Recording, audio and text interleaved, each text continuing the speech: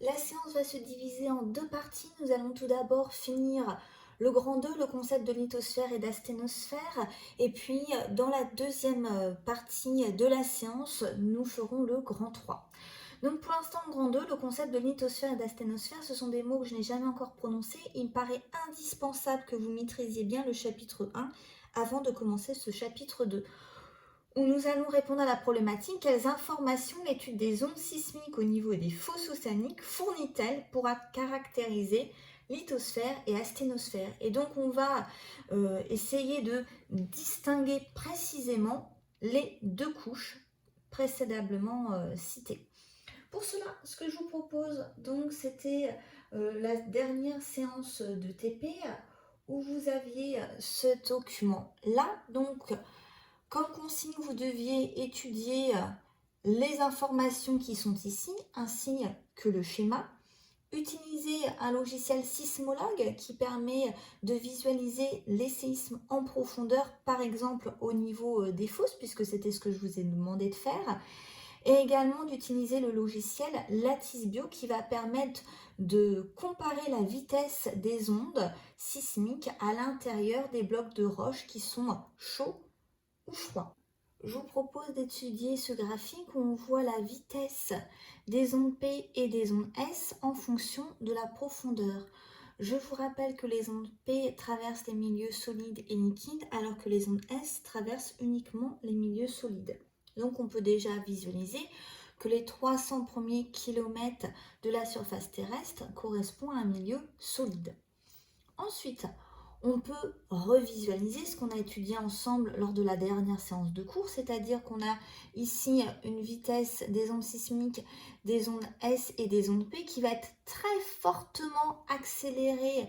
On le voit ici autour de 10 km de profondeur. On appelle ça une discontinuité, c'est-à-dire qu'on a des roches qui sont différentes entre 0 et 10 km d'une part et sous les 10 km de profondeur. Sachant qu'on parle de 10 km, ici je vous ai dessiné la croûte en bleu, ça serait de la croûte océanique. Ce qui permet de délimiter la croûte d'une part et le manteau d'autre part s'appelle le mot qui est ici représenté en jaune. En dessous, on voit que à partir d'une centaine de kilomètres, les ondes P et les ondes S ralentissent d'environ un demi-kilomètre par seconde. Et donc, il s'agirait d'une discontinuité thermique. Cette fois-ci, ce ne sont pas la nature des roches qui change, mais finalement la température qui, lorsqu'on va en profondeur, augmente. Et là, ça augmente à un tel point qu'on arrive au-dessus de 1300 degrés Celsius. Or, cette discontinuité thermique de 1300 degrés Celsius sépare le manteau supérieur en deux. Le manteau supérieur d'une part qui correspondrait au manteau supérieur lithosphérique. Le manteau supérieur lithosphérique et la croûte, que ce soit la croûte continentale ou la croûte océanique, correspond à la lithosphère. Et en dessous, le manteau supérieur asténosphérique qui est représenté ici, qui va au moins, d'après notre schéma, à 300 km de profondeur. On verra un peu plus tard qu'en fait, il va jusqu'à 670 km de profondeur. Donc bien entendu, ces notions seront à savoir. Ce schéma-là est extrêmement important, même s'il vaudrait mieux modifier la profondeur qui est ici proposée. Donc, on peut visualiser ici la croûte, le manteau, la lithosphère et l'asténosphère. Je vais utiliser le logiciel Sismologue. Pour ça, dans la barre de recherche, je tape le nom du logiciel que je vais pouvoir ouvrir en petit puis en grand. Maintenant que je suis ici, on me demande d'étudier les fosses. Les fosses océaniques, ça correspond à des zones au niveau des fonds marins où je vais avoir des fonds marins extrêmement profonds, comme ici au large du Chili, ou encore au niveau de l'Indonésie, proche de la Nouvelle-Zélande, ou encore proche du Japon ici. Pour mon étude, je vous propose de nous concentrer dans cette zone-là, sur la côte ouest du Chili. Je vais pouvoir tout d'abord mettre mes séismes. Donc ici, je vois que j'ai des séismes qui sont représentés en jaune, donc assez superficiels à ce niveau-là. Des séismes en rouge plus profonds ici, puis des séismes représentés en noir encore plus profonds que les rouges et donc que les jaunes. Pour faire ma coupe, je vais aller dans Outils, Coupe, Définir et je vais pouvoir mettre ma coupe perpendiculaire par rapport à ma fosse. Maintenant que c'est bien mis, hop, je vais pouvoir aller dans Outils, Coupe, Dessiner et je vais donc avoir mes séismes en profondeur.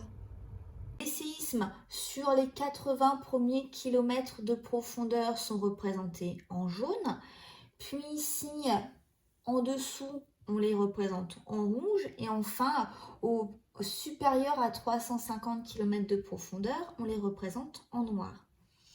Ici vous avez les kilomètres de profondeur et ici vous avez finalement la distance qu'on a ici donc autour de 1000 km entre le point 1 et le point 2. Ce qu'on peut voir, c'est qu'on a des séismes et des séismes réellement très profondément au niveau de l'intérieur de la Terre. Or, lithosphère, on vous signale que lithos, ça veut dire rigide, solide, alors que l'asténosphère, elle, est censée être ductile, malléable, un petit peu comme de la pâte à modeler qui serait un petit peu à réchauffer. Donc, il est impossible d'avoir une rupture de roche dans une surface qui est meuble, qui est ductile. Qu'est-ce que ça signifie? Ça signifie ici que notre lithosphère qui représente, comme on l'a signalé auparavant, une centaine de kilomètres de profondeur, finalement serait beaucoup plus présente au niveau des fosses. Ici, on arrive jusqu'à des séismes. Je ne vais pas choisir la valeur au hasard, même si je vais un petit peu tricher par rapport à ce qu'a indiqué. Ces séismes peuvent aller jusqu'à 670 km de profondeur, c'est-à-dire finalement la limite inférieure de l'asténosphère. Donc voilà ce qu'on avait observé pour la coupe transversale au niveau d'une fosse, donc ici au niveau d'une fosse près de la côte ouest du Chili, c'est-à-dire qu'on observe des séismes qui sont alignés sur un plan qu'on pourra nommer, qui s'appelle le plan de Wadati-Benioff, mais ces séismes alignés donc sont très profonds et ça va avoir une signification, c'est qu'au niveau de la fosse qui est ici, on peut avoir le plongement de la lithosphère sous une lithosphère qui est ici. Ensuite, pour mieux comprendre ce qui se passe au niveau des séismes, donc je vous propose un matériau de départ qui serait rigide. Et si on applique des forces, c'est-à-dire qu'il va un petit peu se tordre. En fonction du type de déformation, voilà ce qui peut se passer. Imaginez un carambar qui est froid. Dans ces cas-là, on va avoir une déformation fragile, c'est-à-dire rigide. On a notre carambar qui se casse. Ou alors, on a une déformation plastique, ductile, c'est-à-dire que notre carambar il est un petit peu chaud et lorsque je le tords, il va garder sa déformation. Ou alors on pourrait prendre un autre exemple que le carambar, puisque ça ne peut pas fonctionner avec un carambar, c'est la déformation élastique, c'est-à-dire que comme finalement une règle souple, si j'applique une force et que je lâche, ma règle va revenir à sa place initiale. Donc ça, c'est les comportements d'un matériau soumis à une contrainte. Ici, on aurait pour la déformation fragile, rigide, notre lithosphère, alors que là, pour notre déformation plastique, ductile, c'est finalement comment réagit l'asténosphère dans un milieu. Pour pouvoir représenter tout ce que je viens de vous dire, rien de tel qu'un schéma légendé, donc je vous propose finalement de reprendre le screen que je vous avais pris directement ou alors que je vous ai donné. Et dans ces cas-là, ce qu'on voit, c'est qu'on a tout d'abord la fosse océanique. Bah oui, je vous demandais de faire une coupe avec le logiciel au niveau perpendiculaire par rapport à la fosse océanique. Donc c'est-à-dire que notre fosse serait hop, comme ceci.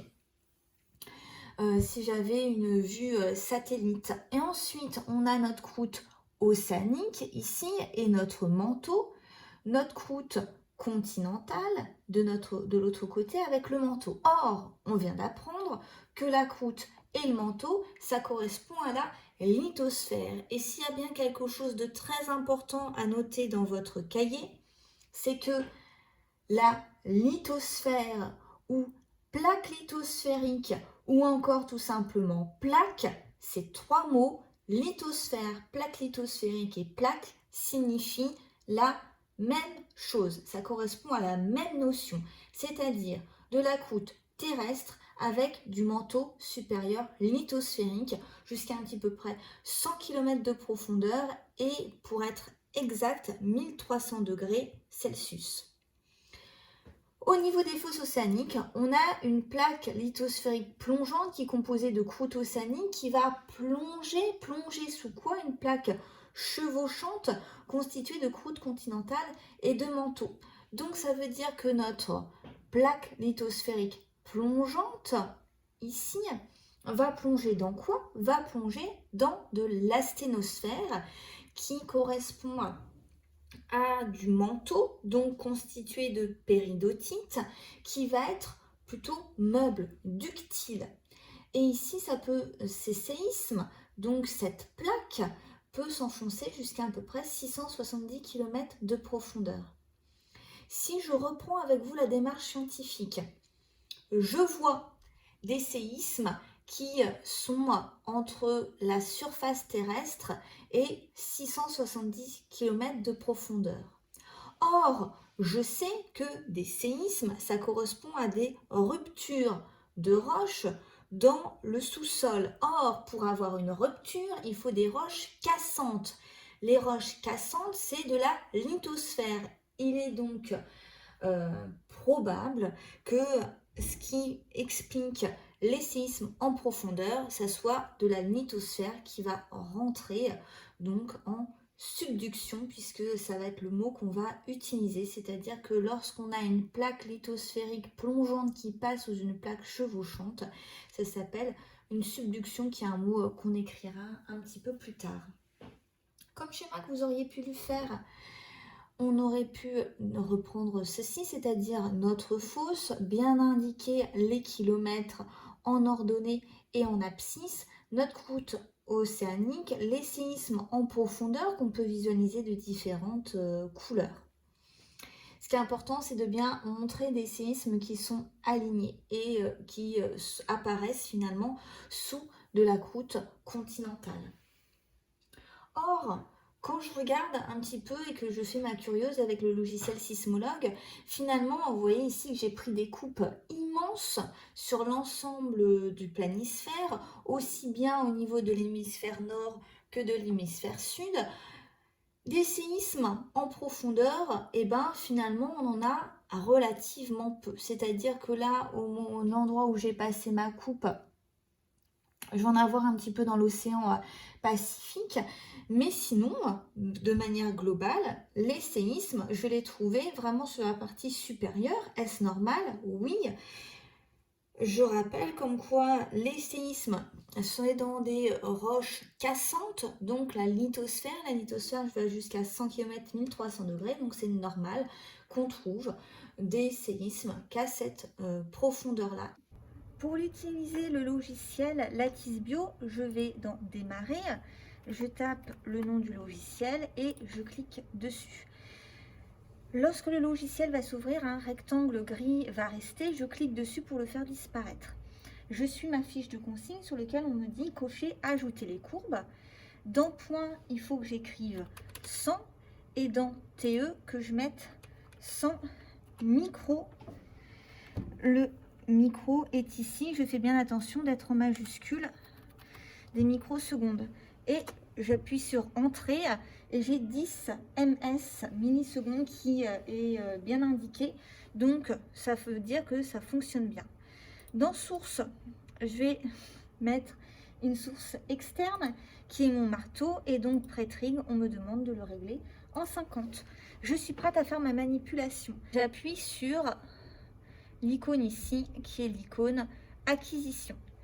Je vérifie bien que ma sonde est contre la roche qui fait 50 cm.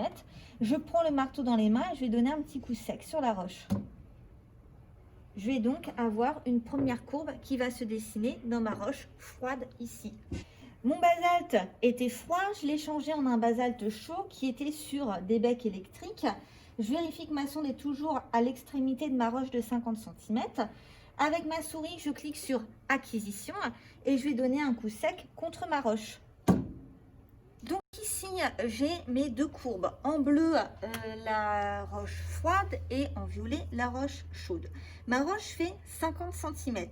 Je vais calculer la vitesse des ondes sismiques dans une roche chaude et dans une roche froide pour savoir où est-ce que les ondes sismiques sont les plus rapides. Je sais la formule V égale D sur T. Donc V égale 50 divisé par. Divisé par combien? Pour une roche froide, ici j'ai le temps en millisecondes. Donc ici c'est 1 milliseconde et 0,7. Donc 1 plus 0,7, ça me fait 1,7 millisecondes. Mon calcul va donc être V égale 50 cm divisé sur 1,7 millisecondes. J'ai donc un temps de 29 cm par milliseconde. Pour maintenant, la roche chaude en violet. Ma roche fait toujours 50 cm.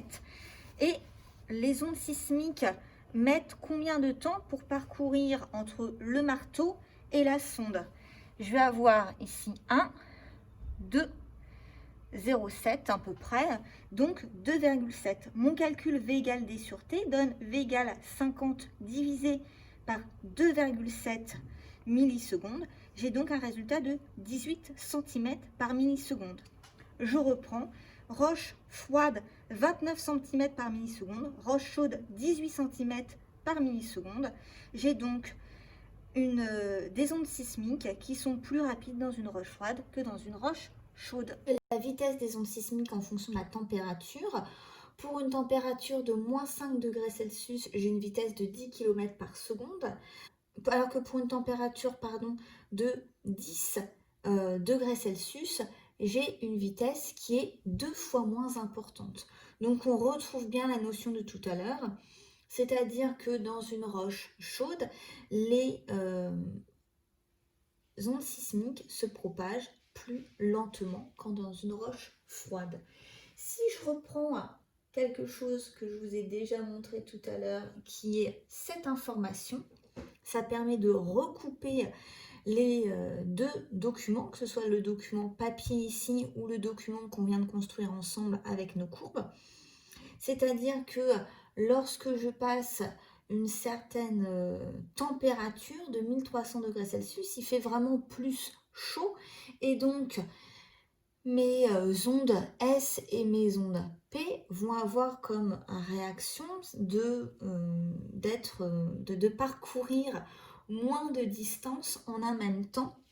Ça veut dire donc qu'elles ralentissent à cause de finalement de cette température qui augmente. Alors, je vais juste vous le dire rapidement parce que je suis sûre que certains m'auraient posé la question, c'est-à-dire que on voit que les ondes P réaugmentent après une certaine distance par rapport à la surface du sol, autour de 250 degrés, alors qu'on a toujours, plus on va profondément dans le sous-sol et plus il fait chaud. D'ailleurs, on verra ça lors de la prochaine séance.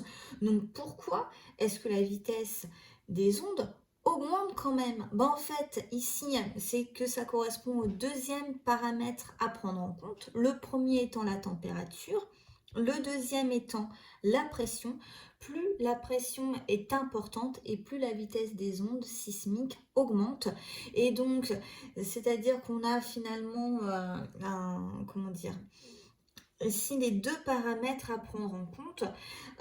La température va être ce qui prime ici, donc correspondant à une diminution de la vitesse des ondes sismiques, alors que finalement ici la pression va prendre le dessus sur le comportement des ondes sismiques et donc la vitesse va augmenter.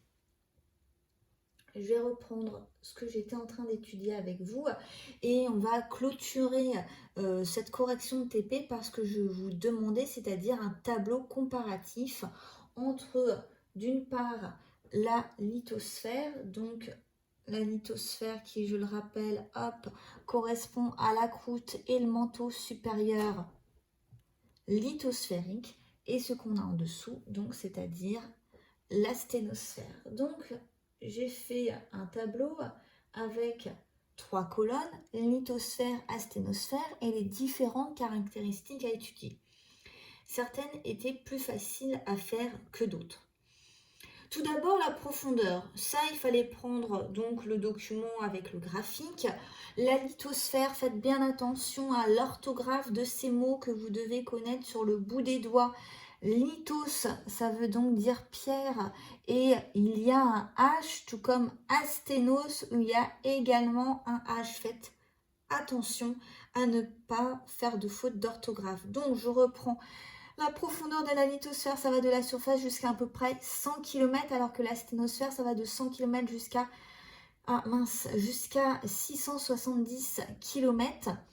Si je veux être plus précise, ça va de la surface jusqu'à 1300 degrés Celsius et de 1300 degrés Celsius jusqu'à 670 km. En termes de dureté, la lithosphère, elle peut se casser vu qu'elle est rigide, ce qui va provoquer des séismes, alors que dans la sténosphère, on a l'impossibilité de visualiser des séismes parce que cette sténosphère, elle est ductile.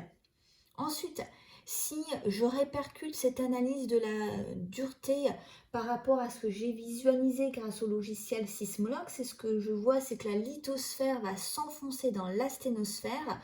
Je vous parlais tout à l'heure d'un mot que vous devrez apprendre également, c'est le mot subduction. Cette lithosphère océanique, donc avec de la croûte océanique qui s'enfonce dans la sténosphère, ça se fait au niveau des fosses océaniques. Et c'est cela qui va expliquer les séismes visibles à une profondeur si importante. Faites attention, là c'est bien de l'analyse.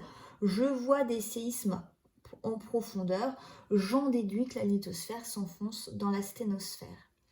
Ensuite, la température de la lithosphère, elle est relativement froide puisqu'elle est inférieure à 1300 degrés Celsius. En tout cas, c'est plus froid que la sténosphère. Donc, forcément, en comparaison, la sténosphère est relativement chaude par rapport à la lithosphère puisque c'est supérieur à 1300 degrés Celsius. Et enfin, en comparant à ce qu'on a déjà fait ensemble, je sais que la lithosphère est composée de croûtes continentales, donc dont le granit, ou encore de croûtes océaniques, dont le basalte, roche magmatique volcanique, ou encore le gabbro, roche magmatique plutonique, donc qui compose la croûte océanique. L'ensemble des trois, c'est la croûte terrestre, plus le manteau supérieur, et je vous ai parlé juste avant de la péridotite, qui n'est pas un mot à savoir en tant que tel, mais je vais en parler tellement régulièrement qu'à force, ce mot-là, vous le connaîtrez. Et enfin, la sténosphère est uniquement composée du manteau supérieur, donc ici, le manteau, comme tout le manteau, c'est composé de péridotite.